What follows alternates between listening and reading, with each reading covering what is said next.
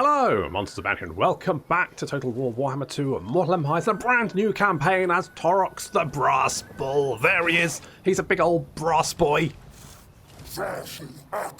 He's very roary. He does like a good old roar. We also start with Brabener. I'm going to call him Justin Braber. Perfect. There we go. Justin Braber.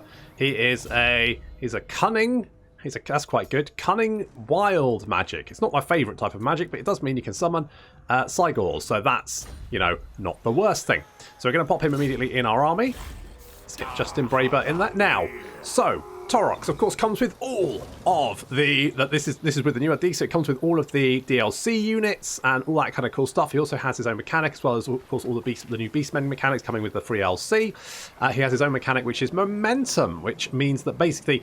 As you start killing people, your rampage begins, and if you keep killing people, so you have this momentum marker here, this reduces by 1 each turn. It will also reduce if you retreat, or you lose a battle, or you replenish Taurox's movement, which you can do by clicking this little button here. I'm going to be honest, it took me a little while to find it, but it is that little button down there. If you click that, it will completely replenish his movement, and you can continue your rampage, which does mean if you have like a number of enemy settlements or armies in range, you can just bounce like a pinball from one to the other, killing and murdering to your heart's content.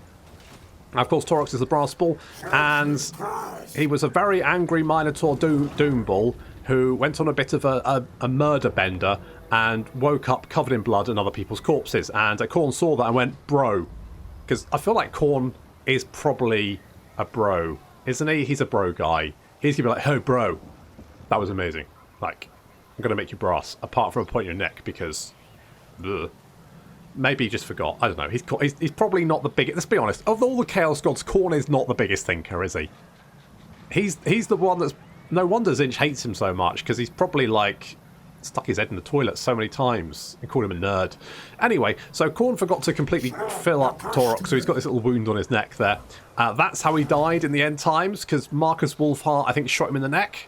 So, good job, Khorne, I guess, there. And since he's been drawing closer to Talabecland every day, in the way that many of Games Workshop's characters are always drawing closer to somewhere, but never actually reach there, because that would require some sort of continuation of storyline. Of course, being that we're getting closer to Talabecland, I guess we've been put as far away as possible in the Obsidian Peak, so quite a way to get to... I guess that means Talabecland really has nothing really to worry about for any time, really. I mean, it's fine. We are fucking miles away. Now, I've just noticed this river's flowing away from this waterfall, so... fucking literally unplayable.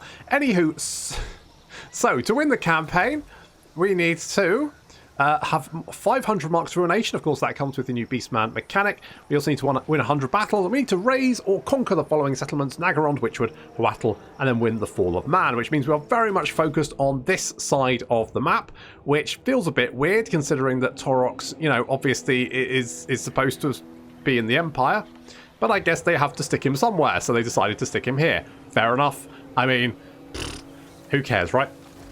Now, Taurox himself, of course, he has his rampage momentum mechanic. He also reduces dread cost for increasing capacity for Minotaurs. Nice! We're going to go big and hard on the Minotaur boys. Now, Taurox has the Slaughterhorn, which means his raiding stance is now a Juggernaut raiding stance, so he gets less money, but increased campaign movement range. He also leaves rivers of blood in regions when fighting battles, which I think reduces leadership for enemy units.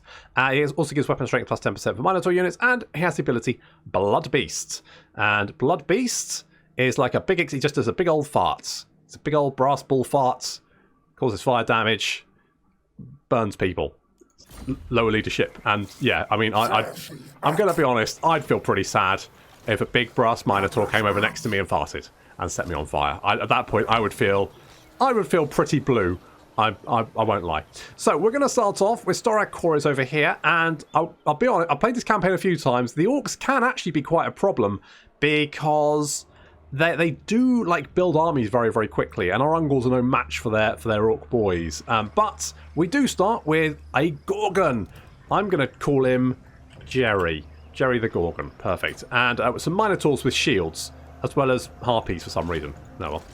So let's start off by going for Storag Core. I love the way the Taurox runs. He looks like a real big chunky boy, and we're going now. I could auto-resolve this battle, but if you auto-resolve it, your units take an extraordinary amount of damage against goblins, so we're going to fight it because, one, I don't want to suffer damage, and two, it's, you know, new campaign battle smell.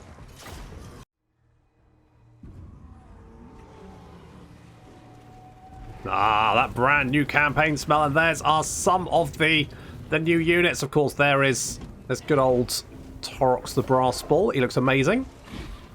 Very shiny. And there's the Ghorgon, who looks friggin' terrifying. He does nicely, like, shinking things with his idle animation. He'll, like, sharpen his claws. And he is very brutal. He's got a big old cowbow as well, just so you know where he is at all times. So we're going to send Taurox in first, because, I mean, what are they going to do? Shoot him with arrows that plink off him? Rubbish. Slamming into the orcs there, backed up with the Ghorgon and the Minotaurs. You can see the Ghorgon's just wading through. We have the Ungors attacking from the flank. Did a little spinny attack there, 14 kills already. Yeah, these goblins not really going to be able to deal with him. Taurox is reducing people to jam.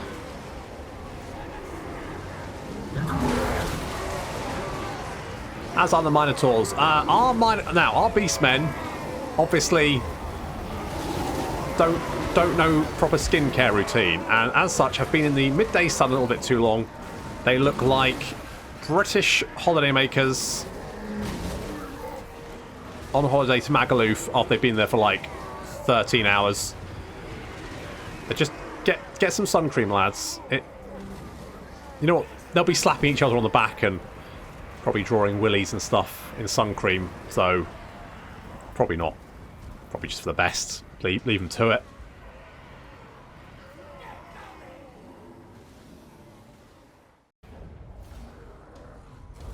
Understandably, Taurox is a bit of a beast. A little bit of income there. And we're going to raise a herdstone. And we've completed challenge. The Plate of the No Horns. Okay, that's fair enough. So I'll grab that one. That's more melee attack and leadership for Ungors. I'm only going to have Ungors for as long as, you know, I don't have Minotaurs, basically. So let's get heads on spikes, because it just, you know, really makes the place look nice, or something. And we're going to get some Chaos Warhounds, because I love those boys, and then some bog standard spears, I guess. And Taurox has got a skill point. Now, Taurox does have some fresh new abilities, so he has Favourite of the Skull Throne, because, you know, Khorne, which gives him a nice buff, which will be 41 seconds, and it will charge if he's engaged in melee. It's going to increase his melee defense and damage resistance, so it's making the entire army resistant to magic by 25% and reducing enemy winds of magic in the local region. And the Juggernaut, which increases charge bonus and enables dazed contact effect, which reduces speed and melee defense and increases his weapon strength. Drenched in Blood, which increases his bestial rage, and you get an additional stack of River of Bloods for winning battles. Titans of Deep Forest increases capacity for Gorgons by 1 and increases armor for Gorgons, Giants, Jabberslythe and Cygor. And then the Gore Feast, which replaces the Blood Greed ability on Minotaurs and basically allows them to get this sort of regen type thing. So basically they restore hit points when engaged in melee, as well as increasing their melee attack, charge bonus, leadership, and they make them immune to psychology, as well as gives Taurox the strength from flesh ability, which is the same that the Gorgons have, which basically means he gets 8 hit points per second when he's in combat. So, you know, good fucking luck taking him on. So if you can give Taurox some regen abilities, he is basically fucking terrifying, because he will never die. He has 130 armor base, which is basically insane. As well as, you know, Slaughterer's Call, which increases melee attack and charge bonus everyone around him. Blood Greed, that just when he's in melee combat, he just gets better stats. And then Blood Beast, of course, the parping ability. Also 50% missile resistance. There we go. Not on the throat, though, apparently. So, we're going to get Devolved to start off with. It's not a bad little debuff. And obviously Gargantuan Hooves for Taurox. Just give him big old hooves. Pair of big old hooves. And we're going to get the line of sight, because I always think that's probably the most important thing. Now, because we're spending a turn in the Herdstone, we can, of course, get a little bit of extra recruitment to build our stack quicker. That's going to mean if we can quickly take on the Greenskins, we should be able to mop them up before they become a threat. So we can now see everything around us, which is good. So we can see they're starting to recruit some armies over there.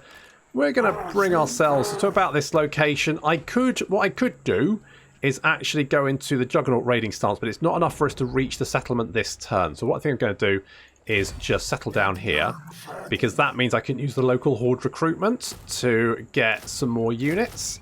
So I think we'll do... You know what? I'm going to get some raiders, despite the fact I'm not a huge fan of them. But that's going to basically max out our stack. That means we can hit Shocktack Mountain next turn. So we've got Plate of the No Horns, a little bit of melee attack. We're going to get on Cloven Hoof and Twisted Claw, because I feel like with the Beastmen, speed is very important. The sooner you can get your units into position, particularly because I feel like that Blitzkrieg effect, the sooner you can like get your units to surround the enemy army and hit them from all sides, the sooner you're going to cause a mass rout, and you can use that big old charge bonus to your advantage. We're going to fight this battle because I don't trust auto-resolve. Despite the fact it says I'm not going to lose any units, but just don't trust it.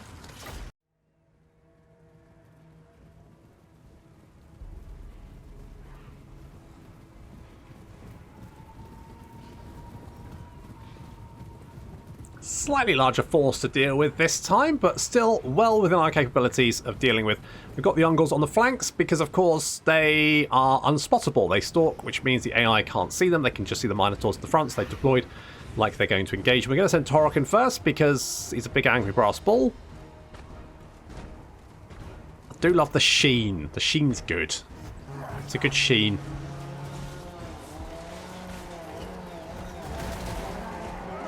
In he goes. Now, Taurox is not particularly good at dealing with enemy characters. I mean, to be fair, he is surrounded at this point, and everyone else is just like watching him go toe-to-toe with this Orc Warboss. You can see he's not doing much damage to him. Very little, in fact. And taking quite a bit of damage in return. So there goes this big old pop. He's going to send people flying. And here come the Minotaurs to join in. Now, of course, everyone's focused on Taurox at the moment, which means these Minotaurs are going to get a lovely charge. I mean, every Minotaur charge is a lovely one. But also debuffing them with Devolve. And there's Jerry just literally just wading through. Not even giving a shit. Not even giving a shit. Meanwhile, our Ungles coming in from the flanks. Harpy's going to go and deal with those Goblin Archers.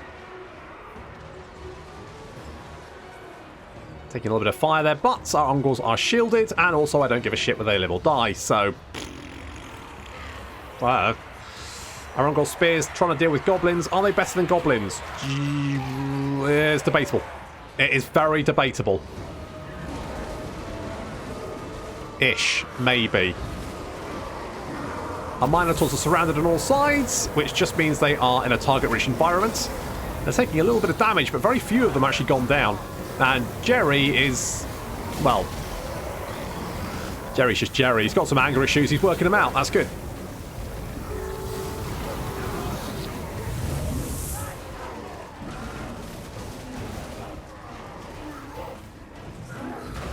With the Ungles swarming the flanks, and the Minotaurs, Taurox and Jerry murdering everything in the centre. Still, that Orc Warboss has taken... He's scratched. Taurox has basically scratched him. I mean, Jerry's turned up now, though. So, I think the Orc Warboss may decide... yeah, he's running away. I don't blame him. It's probably sensible.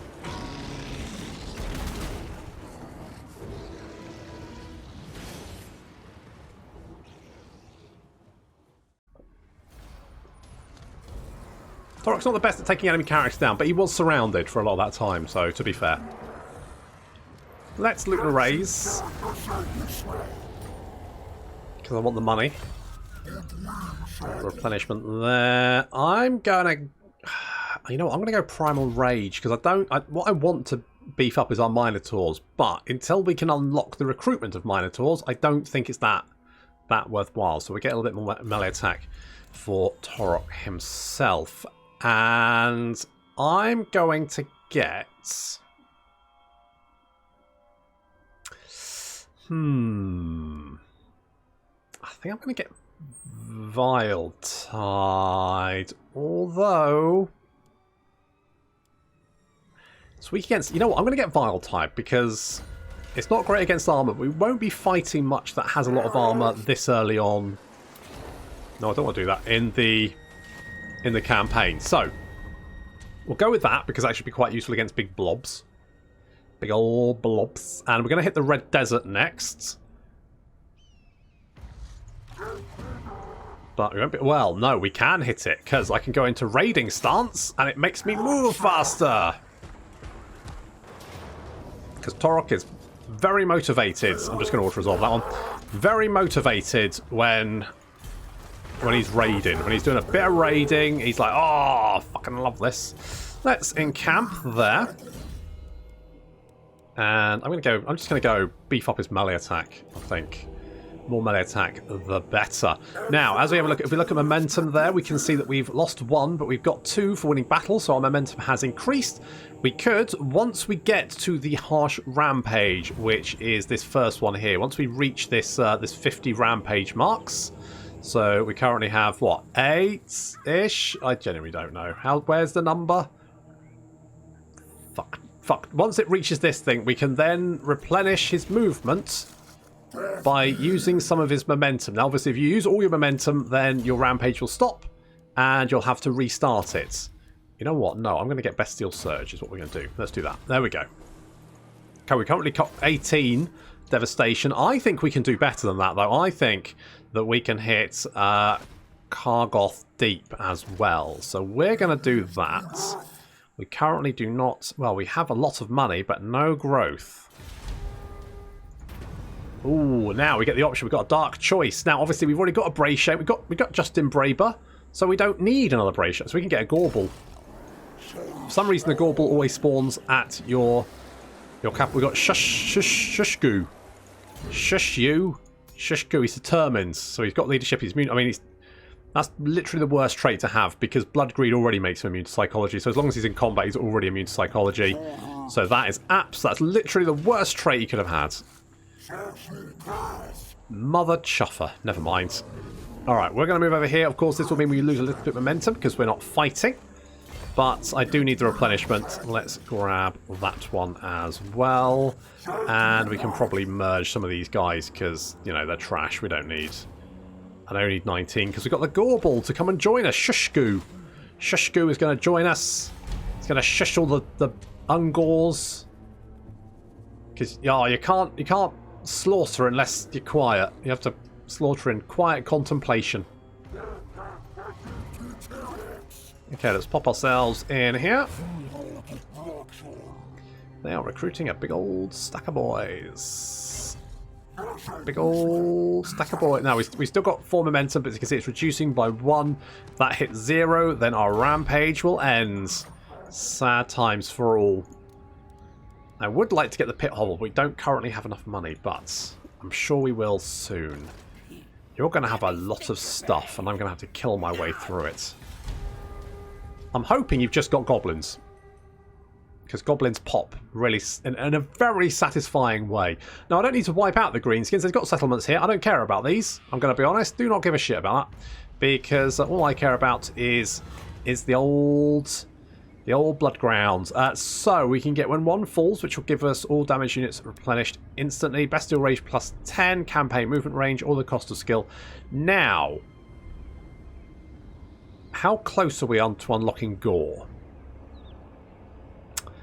I don't know if we'll unlock it this early. So I'm thinking we go no matter how far, because that's going to increase our movement range, which means we can move further, which means we can kill things faster. That's my logic. That's the logic I'm going with. Right, Nobber. Nobber, you're about to be knobbed. Yep, mostly goblins. Excellent. They always explode in a very satisfying way. If we... Oh, we'd lose some... I mean, that's not really the end of the world, but...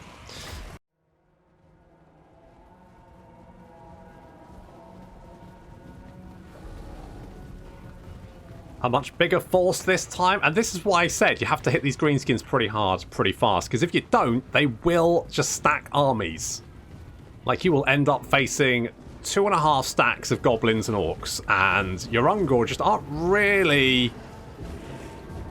that good against goblins. They pretty much trade. And, you know, if they're bringing 2.5 times the number of goblins as you have Ungors, well, it's not generally going to end out very well. Minotaurs, on the other hand, significantly better than goblins.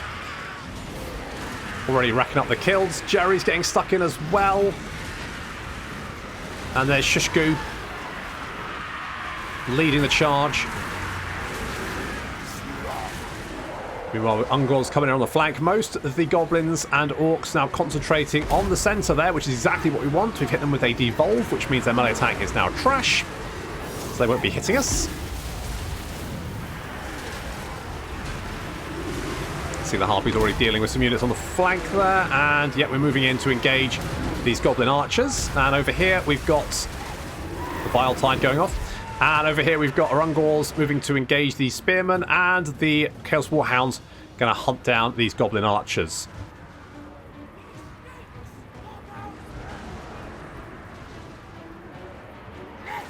Our Minotaurs have taken a fair chunk of damage, but on the other hand they do have, 100 and... Look at those kills climbing.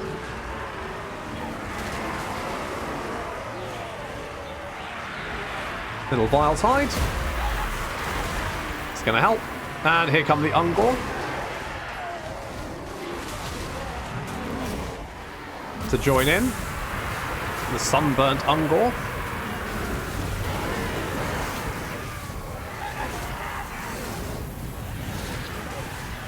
And our Chaos Warhounds now flanking around. I've sent them into combat first of all, which was not probably the best idea. Best thing would be to swing them around. There's a few units of goblins here who are currently rallying, and this is what the Chaos Warhounds are really good at, is hunting down fleeing units, because they are very, very fast, and their attacks are very, very... It's like they have a short animation space, and so they can easily, nom fleeing units very, very quickly, chase them off the map, that kind of thing. And if rallying units do rally, well, they don't rally for very long. We'll knock them up, finish them off. You can see Ungor are pretty much losing this engagement over here. There is a Night Goblin War Boss in the mix, though, so...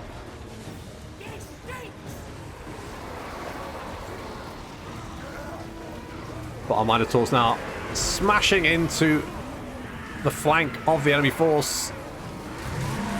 Taurox getting right in there. Kicking his own Ungor to death. Well, if you didn't want to be kicked to death, you should have been born a Minotaur. Chaos Warhounds picking off the last few Goblin Archers. And where's Jerry? Oh, there's Jerry. Come on, Jerry. Get in there.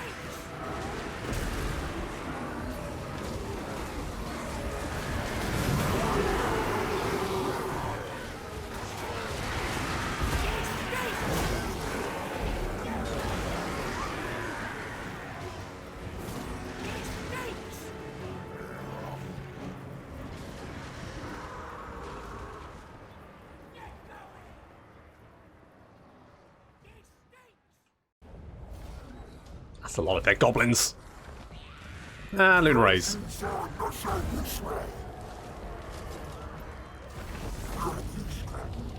Okay, so we've got the Pendant of Slaanesh, which pretty sure Khorne wouldn't be super happy with us having that, but it does give us more melee attack and speed, so I guess we're keeping it. And Taurox as a spoiler. I mean, that's pretty much comes as standard. Now, we are currently in a solar eclipse, which means we will get 30% additional ruination marks should we perform the ritual now. We currently have 24. We could get more by hitting Clarkeron, Temple of Adioth, and the Plane of Spiders, but I'm tempted to head north at this point. So I think what I'm going to do is I'm actually going to enact the ritual. So we've got 31 marks of ruination. Very nice. And that has taken us up to ruination level 2. Perfect. So we'll encamp here momentarily. We shall get the pit hovel. And that means we can recruit some gore. Which means I probably should have taken the cheaper gore thing. But, sod's law. Let's get fueled by blood. Because that extra speed and vigor loss reduction is very tasty indeed. I quite like Vile Tide, so I think I'm gonna get more of that. As soon as we can get a Cygor, of course, I'll get a Cygor, but so we can do that. Now, obviously, we've got Shushku, not Shushku, Mutalika. Liquor? Yeah, sure, that'll do. Perfect. Okay, Mutalika. So we've got Justin Braber and Mutalika. So we're all going for Metal musicians. That's going to really piss off some metal fans, isn't it, if I've named Justin Braber. There we go. Metal musicians. Justin Bieber's a metal. I'm fairly sure. I'm not really big into the old music, apart from enjoying listening to it. I don't really care about I don't follow any bands or anything, but I'm fairly sure that Justin Bieber is into metal. So we're going to end the turn. I'm going to get such enraged comments about this. People are going to be losing their mind. Oh, hello, Gorebuds Face Smasher. That's an unfortunate name.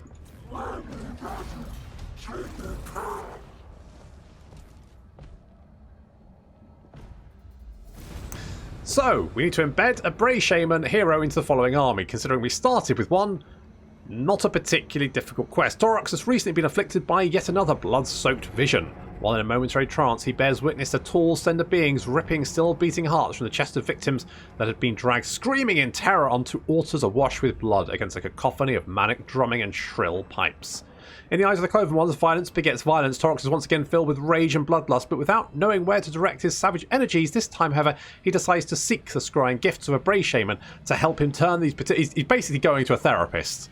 It's like, Doc, I've been having these terrible blood-filled visions. Aren't you Taurox the Brass Bull? Yeah, well, that's normal then. You're fine. Don't worry about it. Grows, my lord. I know. Get back in your box, you creepy old bastard. Right, okay, we've got Orc's Bane as well. Blah, blah, blah. Okay, quests.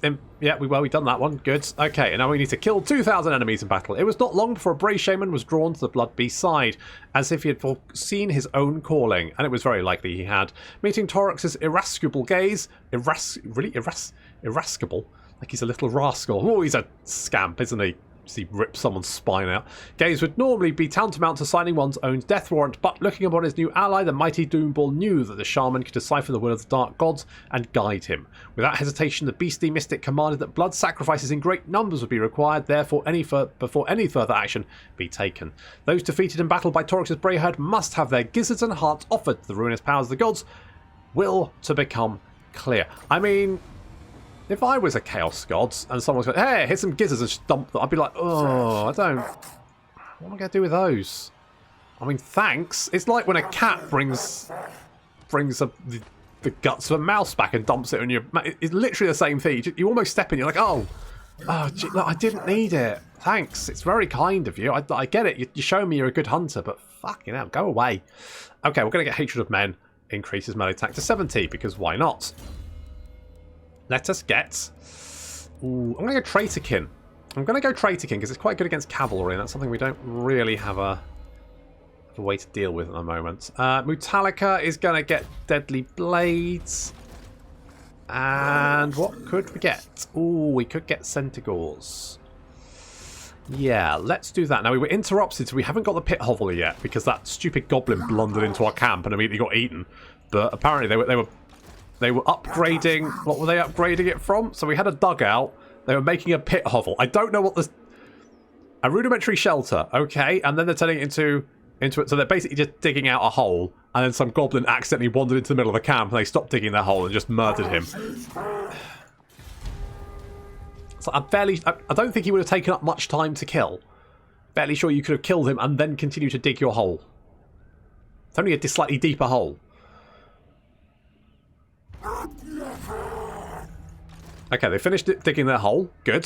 Taurox has got a skill point. Lovely. I'm going to go... you know what? I'm going to get Orgy of Slaughter because then we can get more melee attack. So we can either go melee defense and ward save and then melee defense for Minotaurs. Alternatively, we can get Orgy of Slaughter. You know... okay, here's my thinking, right? Now, our melee attack's already pretty good. So do we maybe go for the melee defense?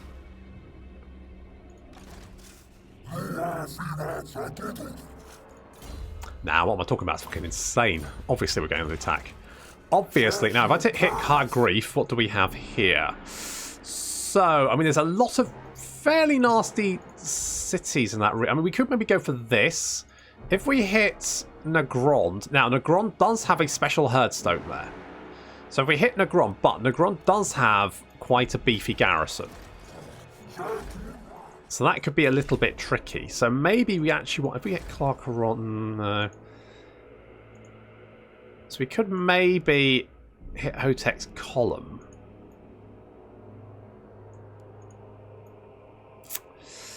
I'm tempted to go for Naggarond. You know what? I'm tempted to go for Naggarond.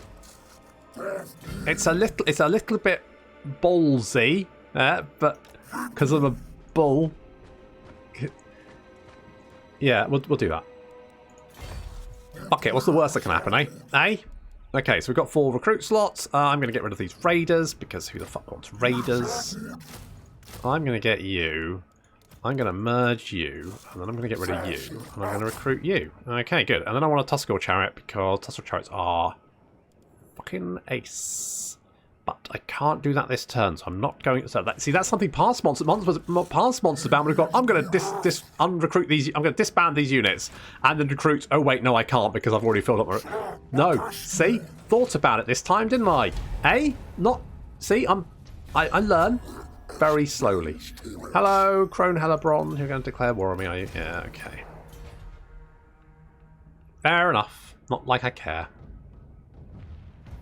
Now, I don't know where Malekith is, which is the only slight issue, because if I hit Naggarond and suffer bad cat, then I'll have to... You know what, it's probably alright, isn't it? It's probably fine. Fucking go for it. Valiant defeat? Bullshit.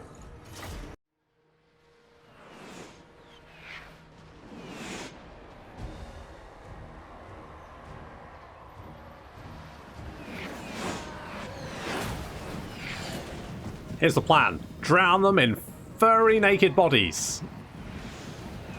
Wait, don't take that the wrong... Don't... Look, right, okay. The point is we're gonna drown the sadistic elves in furries. So, first things first, the harpies are getting shot to death because, well, they're harpies, who cares, really? It's going to cover the rest of the army as it advances. We're hitting them on the flanks with the Ungor, and then the Gore are hitting the front of the wall. The plan being, we lock down these Dark Shards as much as possible. We kick down the door with Taurox, Jerry, Mutalika, and the Minotaurs. And once we're inside the city, we head for the city centre. The Warhounds knocking down that gate. They're completely unopposed, which means they should just be able to knock that down given enough time. These Gore just apparently are just yelling at the guys. Guys, could you mind?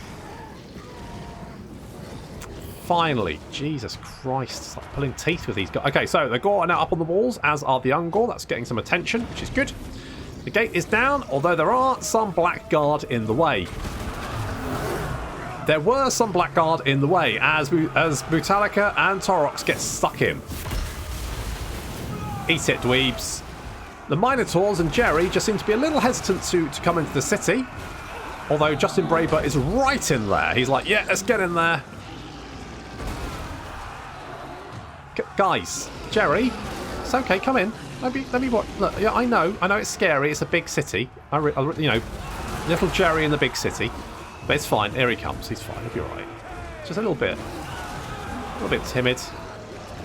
But once he gets into it, he'll enjoy it.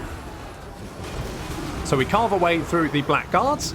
Once we've done that, we head on, and hopefully the Ungor and the Gores can deal with units on the wall. That's the plan. Meanwhile, we are getting hit by the bolt throw, which means that some of our units are getting shot by... I mean, they're shooting at Ungor. If they're going to shoot anything, at least it's Ungor, right?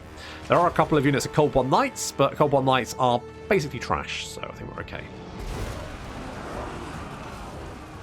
Ah, excellent. So the Chaos Warhounds have taken down the other gates, which means they can now surge into the city, effectively unopposed. If only we could get them up on walls, that'd be amazing. But apparently doggies don't like going up on walls for some reason. I don't know. Now, unfortunately, most of the Dark Shards seem to be absolutely fine, and I'm busy trying to kill Dark Shards and Bleak Swords. So, not Dark Shards, the other ones. What's the spears called? No, it's not even the spears. Dark stabby guys, sad spears and dreary swords, or whatever they're called. Anyway, the point is that we're killing more Blackguards.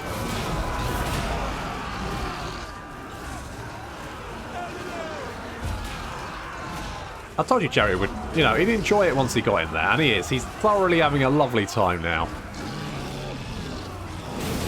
I'm not sure about the Blackguard, but oh well. Never mind.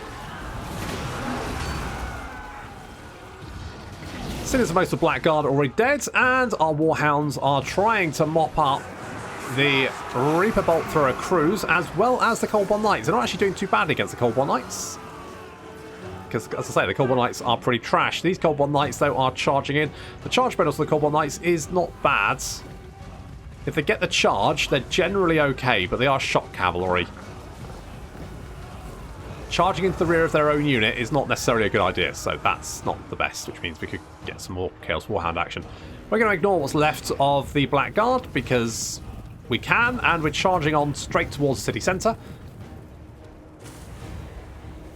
Getting a nice little surround there on those units if they don't have their shock bonus and they are or their charge bonus, and they're also getting hit from all sides. These Cold One Knights will have a bad time. And here comes Taurox, Jerry, Mutalika and the crew. The lads. Jerry's like, what the fuck are these things? Fucking...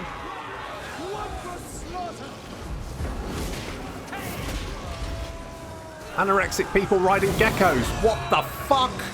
Place is insane. So the Cold One Knights are now in a lot of trouble because the Minotaurs have turned up. Meanwhile, we're still fighting on the wall, but they've managed to break most of our infantry on this side due to the fact they've shot them with crossbow. What happened to these? Where did these Gore herd go to? I genuinely don't. Is that them? I don't know. Are they running away? What happened? I don't know. It's not really important. The fact is, we've taken the city centre. I mean, what are they going to do? As soon as those dark shards come off the wall, they are dog food, effectively. One unit of Blackguard marching to try and retake the city centre all by themselves. I mean, it's brave. It's very... I guess it's that or face the wrath of Malekith. One or the other. Personally, I'd go with Malekith. If I... Okay, yeah, do that too. If I saw Mutalika, Taurox, Jerry and the crew, and I was like, we're going to charge them with 47 of my buddies, you know what, I'm going to face the Darth Vader lookalike instead. It just seems like... Yeah, exactly. Listen to that guy. Now, we do have Chaos Warhounds on either side of them, which means as soon as they're in the open, they're going to get, yeah, charged from every direction. So, enjoy that, lads.